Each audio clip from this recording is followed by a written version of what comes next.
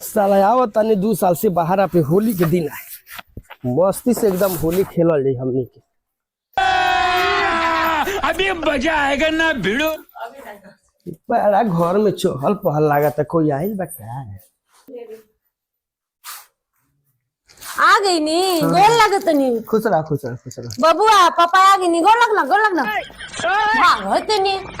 पापा ये का लड़का है? अरे आओ हमार लड़का। हाँ अरे हम 2 बरिस बा तनी 12 से ही कैसे आ गई? फोना में ना बतिया उतर नहीं क्या रोज रोज फोन में बतियाला से लड़का होता है रे। अरे दादा हो दादा तू कौन टोला में मुंह करा के काला वालू हो होली में? कौन टोला में ना मुंह करा के नहीं काला ई फोनमा पर रोज रोज बतिया उतर रही देवने के हो।